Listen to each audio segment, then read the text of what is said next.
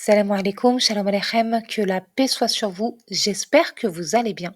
Je suis ravie de vous retrouver dans ce nouvel épisode du podcast Fini les dettes, le rendez-vous hebdomadaire où nous explorons ensemble des stratégies concrètes pour prendre le contrôle de vos finances personnelles et bâtir la vie de vos rêves. Pour celles qui ne me connaissent pas encore, je me présente. Je suis Malika Deriche, écrivaine, rentière dans l'immobilier et podcasteuse. Aujourd'hui, dans ce troisième épisode de podcast Fini les dettes, nous allons plonger dans un sujet essentiel. Comment arrêter le cercle vicieux de l'endettement et des découvertes bancaires? Alors, si vous vous êtes déjà retrouvé à compter les jours avant le prochain salaire ou vos prochains revenus parce que votre compte est dans le rouge, ou si vous avez l'impression de nager à contre-courant face à vos dettes, cet épisode est fait pour vous. Sans plus tarder, entrons dans le vif du sujet et voyons ensemble comment sortir de cette spirale d'endettement.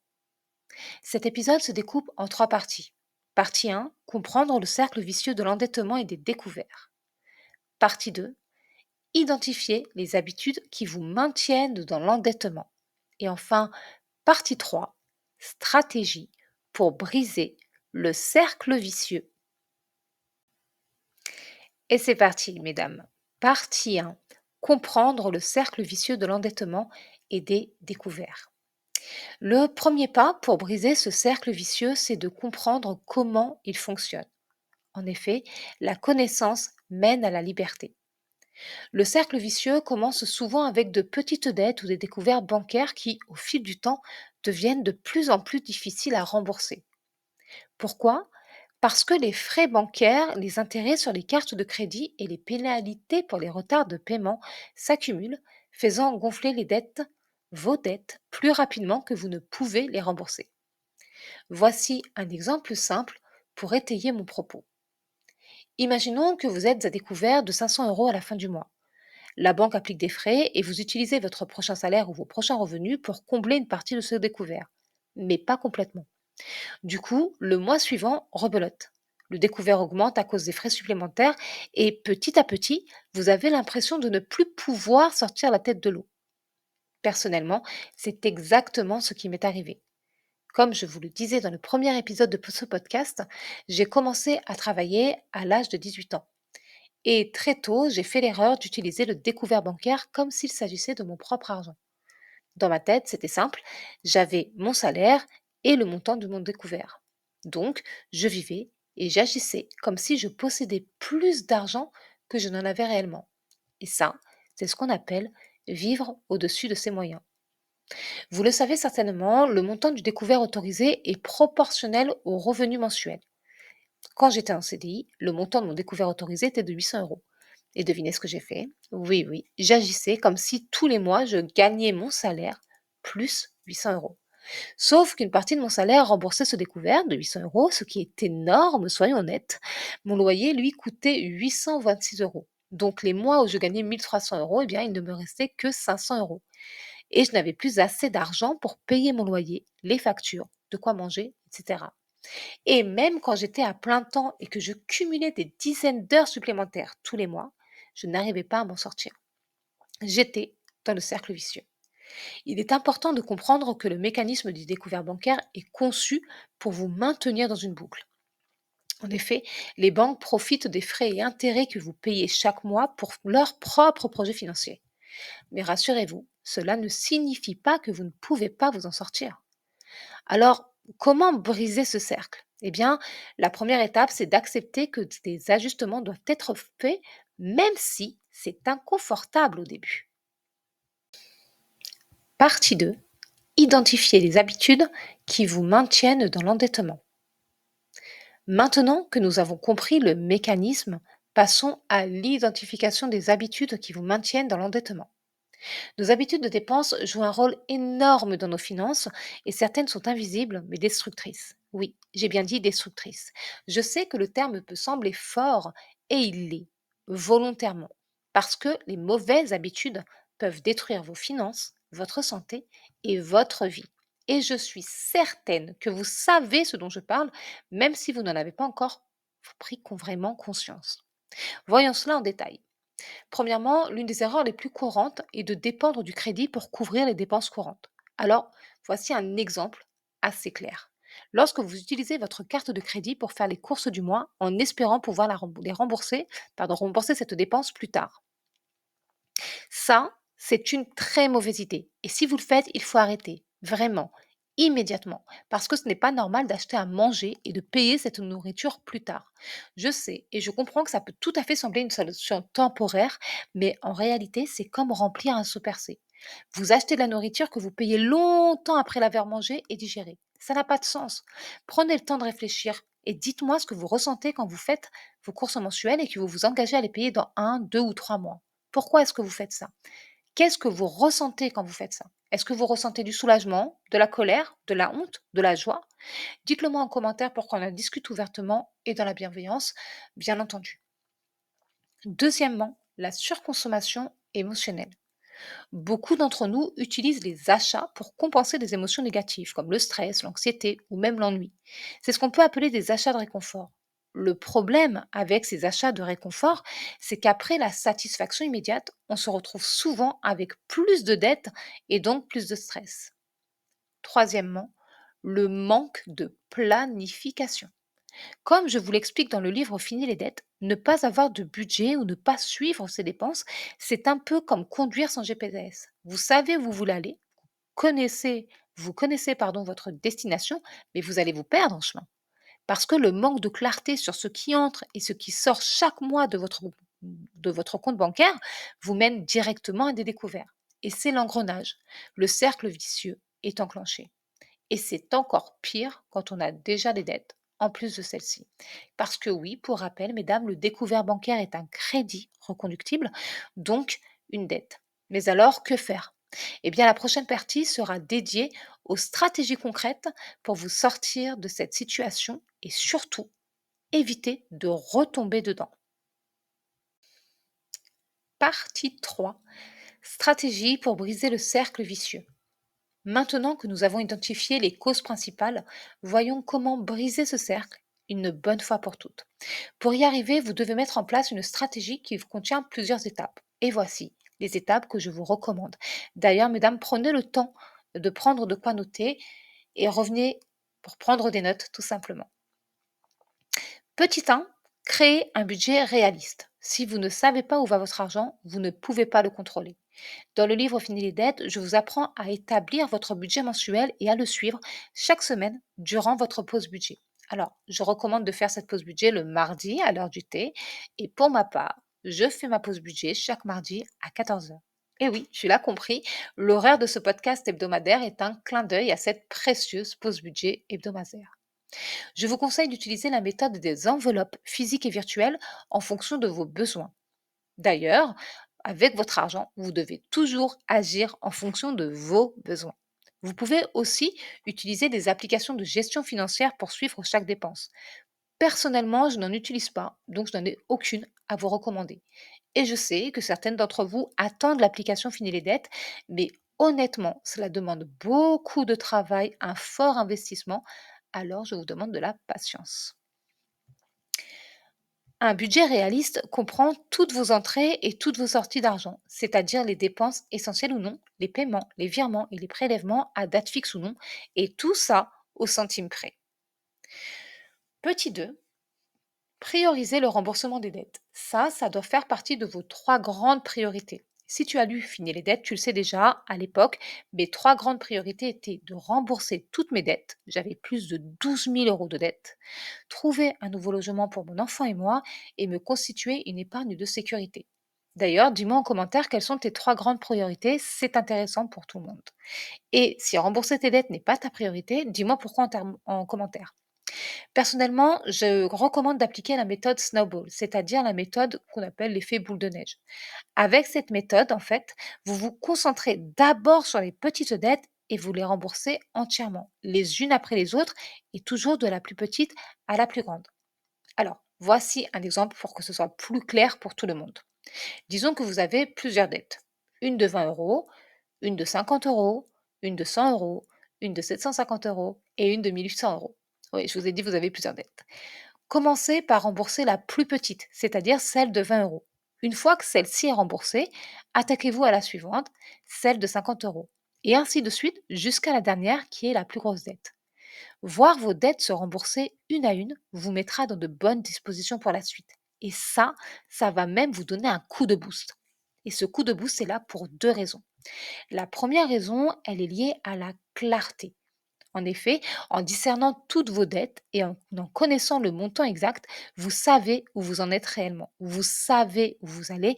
Vous avez votre GPS finalement. Vous êtes aux commandes et vous êtes prête à vous rembourser vos dettes une à une, de la plus petite à la plus grande, parce que c'est vous qui décidez. Dès que vous remboursez une dette, même si elle est d'un tout petit montant, vous réalisez que vous en êtes capable. Et ça fait du bien à votre ego, à votre amour-propre. Et vous commencez à avoir plus confiance en vous. La confiance en soi est importante pour chaque pan de votre vie. Pas seulement pour se trouver jolie et ou intelligente, mais parce qu'avoir une bonne confiance en soi permet de prendre des décisions importantes pour soi-même et pour son avenir. Je sais qu'avoir confiance en soi, c'est pas toujours facile et c'est normal parce que la confiance en soi, c'est quelque chose qui se travaille et qui se nourrit. D'ailleurs, à ce propos, j'ai fait une vidéo YouTube sur la confiance en soi. Et croyez-moi, quand vous vous libérez de vos dettes, vous comprenez que vous pouvez avoir confiance en vous, pardon. Vous savez que vous pouvez compter sur vous, vous faire confiance pour sortir la tête de l'eau.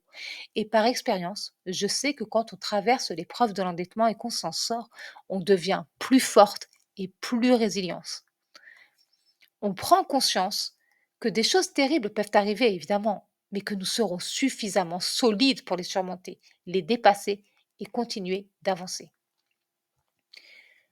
Petit 3, éliminer les dépenses superflues. Il est temps de faire preuve de frugalité intelligente. La frugalité intelligente, ça ne veut pas dire vivre dans la privation. Non. La frugalité intelligente, c'est revoir ses priorités. Par exemple, vous pouvez peut-être renégocier vos abonnements à la baisse, cuisiner davantage à la maison pour éviter d'acheter à l'extérieur, ou encore vendre certains objets que vous n'utilisez plus pour gagner plus d'argent. Penchez-vous sérieusement sur le sujet. C'est important. Sachez que quand il s'agit de rembourser ses dettes, chaque centime compte, surtout si on a envie d'être libre rapidement.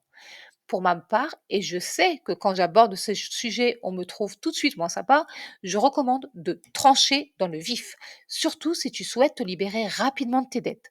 Je ne cesserai jamais de le dire, même si on me dit dans l'oreillette que je ne suis qu'une rabat-joie, mais vous devez virer un maximum de vos dépenses inutiles. On en fait tout et c'est normal. Rappelle-toi que jusqu'ici, personne ne s'est assis à côté de toi pour t'apprendre à bien gérer ton budget. Personne ne t'a expliqué que bien gérer ton budget signifie avant tout choisir consciemment et intelligemment dans quoi tu dépenses ton argent. Et tu dois dépenser ton argent dans ce qui compte vraiment pour toi. De manière générale, tu dois faire des choses qui servent ta cause à toi, c'est-à-dire qui te permettent d'obtenir et de vivre ce que toi tu veux vraiment. Ce qui compte pour toi est important et tu es importante. Mais sincèrement, est-ce que tu as besoin de tout ce que tu achètes à chaque fois que tu entres dans un magasin? Supposons que tu fumes ou que tu consommes de l'alcool. Tu ne penses pas qu'être en bonne santé, c'est une priorité? C'est ta priorité? Et tu ne sais pas qu'arrêter de fumer signifie arrêter d'acheter des paquets de cigarettes, donc économiser potentiellement plusieurs dizaines d'euros tous les mois, en plus de préserver l'environnement? Cet argent, ces dizaines d'euros que tu sauves, entre guillemets, permettent aussi de sauver et de préserver ta propre santé physique et mentale, tout en préservant la planète. Il en va de même pour les produits raffinés, ceux contenant de l'huile de palme, etc. Si tout ça, ça te paraît trop radical ou trop dur, pardon, faisons simple. Et choisis une dépense, une seule, que tu ne feras pas pendant un mois. 30 jours sans cette dépense, pardon, j'ai bougé le micro. 30 jours sans cette dépense. Et vois combien d'argent tu as pu économiser sans cette dépense. C'est de l'argent en plus sur son compte bancaire. Et donc, de l'argent en plus pour rembourser tes dettes plus vite. D'ailleurs, dis-moi en commentaire quelle est la dépense que tu ne feras pas ce mois-ci. Tu pourras ensuite venir nous dire combien d'argent tu as économisé. Moi, j'aime bien parler de chiffres. Je trouve que c'est beaucoup plus parlant que des mots, surtout quand il est question d'un podcast sur les finances personnelles. Donc, pour te donner un ordre d'idée, je vais te donner deux exemples. Le premier, on va prendre le café quotidien qu'on prend tous les matins avant le travail, par exemple, ou après le travail, ou pendant le travail. J'avoue que je ne suis plus salariée, donc votre café, vous pouvez le prendre quand vous voulez. On va dire que ce café coûte 2,50 €, pardon. Sur 5 jours, ça fait 56,25 € par mois, d'accord? Et sur un an, ça fait 675 €. Ton café quotidien, pour ta semaine de travail te coûte 675 € par an en moyenne. Deuxième exemple, prenons le paquet de cigarettes qui, selon mon souvenir et les dernières informations que j'ai sur le sujet, coûte 10 €. Je suis désolée si je me trompe, en tout cas 10 €, moi ça m'arrange, ça fait un chiffre rond. Donc un paquet de cigarettes coûte 10 €. Si tu en consommes 2 par semaine, pardon, tu dépenses 1 042 € par an pour fumer. 1 042 € pour abîmer ta santé et la planète. Je sais, je sais que j'ai l'air de te faire de la morale et ou de te culpabiliser. Et sincèrement, ce n'est pas mon but. Mais je suis réaliste et mon but, c'est avant tout de te faire comprendre que tu peux faire de meilleurs choix pour toi et ton porte-monnaie et que tout cela, tous tes meilleurs choix que tu vas faire pour toi et ton porte-monnaie, eh bien, ça a un impact positif sur ta santé physique, ta santé mentale et l'environnement. Donc la santé de tout le monde. On a je sais qu'on en parle peu, mais on a une responsabilité vis-à-vis de soi-même évidemment en premier lieu, mais aussi vis-à-vis des autres. Voilà, fin de ma petite parenthèse. Petit 4, mettre en place un fonds d'urgence. Mesdames, il est essentiel d'avoir un matelas de sécurité, même modeste, pour éviter d'utiliser le crédit à la moindre dépense imprévue. Un fonds d'urgence de 500 à 1 000 € peut déjà faire une énorme différence. Cet argent peut vous servir à différentes choses, comme réparer ou remplacer une pièce de ta voiture ou un électroménager. Dernièrement, et j'en ai parlé sur Instagram, j'ai bloqué ma carte bleue à la caisse. Ouais, c'est le moment de la petite anecdote. J'étais avec mon dernier fils et j'étais vraiment concentrée sur lui, plus que sur ce que je faisais. Évidemment, ça n'a pas loupé. J'ai fait 3 fois un mauvais code. Automatiquement, la banque a bloqué ma carte et je n'avais pas d'autre moyen de paiement sur moi. C'était l'heure de déjeuner. Mon trésor avait faim et ça faisait un bon moment qu'on était dans ce magasin. Moi, je n'ai pas du tout paniqué. Ma priorité, c'était que mon enfant se sente à l'aise et qu'il puisse manger. Le magasin a mis pardon, mes achats au frais. Je suis rentrée. Mon fils est passé à table. J'ai pris de quoi payer et je suis retournée au magasin pour payer et récupérer mes courses. C'était un peu long, mais c'est ça, la fin de l'histoire. Pas de stress, pas de drame, pas de honte. Parce que je suis au contrôle de mon argent. Vous le savez, hein, ça n'a pas toujours été le cas, mais j'ai appris à le faire. Et épargner de l'argent quand on n'a pas l'habitude ou quand on n'y arrive pas, eh bien, ça s'apprend. Et puis, dès que tu as réussi à mettre de côté cette somme-là, ces 500 à 1 000 €, tu te sens tellement fier de toi que tu te dis que tu peux faire plus et tu as raison. Ton amour-propre et ta confiance augmentent à juste titre, surtout si auparavant tu n'arrivais pas à épargner. Et je sais que beaucoup, beaucoup, beaucoup de femmes n'arrivent pas à épargner. Je vais vous expliquer après l'une des raisons les plus, la plus la majeure l'une des raisons, heu, qui est le plus souvent citée, pardon, je suis désolée. Hem, Moi non plus avant j'arrivais pas à épargner. Vous savez pourquoi est-ce qu'on a du mal à épargner? C'est parce qu'en fait on est persuadé que notre argent doit servir aux autres, qu'on est là pour faire plaisir aux autres, qu'on est là pour se sacrifier. Vous le savez si vous me suivez sur Instagram, hein, le temps du sacrifice c'est terminé mesdames, hein. On fait pas ça, hein. Non, non, non, notre argent nous appartient et on l'utilise à bon escient, c'est-à-dire pour nous-mêmes. Notre argent, c'est un avantage à nous, de nous à nous. OK? Je pense que ce sera le sujet d'un prochain épisode de podcast, toutes les erreurs à ne pas faire avec son argent et d'ailleurs, je vous confierai toutes les erreurs que moi j'ai faites avec mon argent. Fin de ma petite parenthèse. Ça fait beaucoup de parenthèses pour un bon épisode. Pour tout savoir sur l'épargne, je t'invite évidemment à lire Fini les dettes parce que j'ai dédié tout un chapitre pour apprendre à épargner sans jamais déséquilibrer ton budget ni te priver de tout évidemment.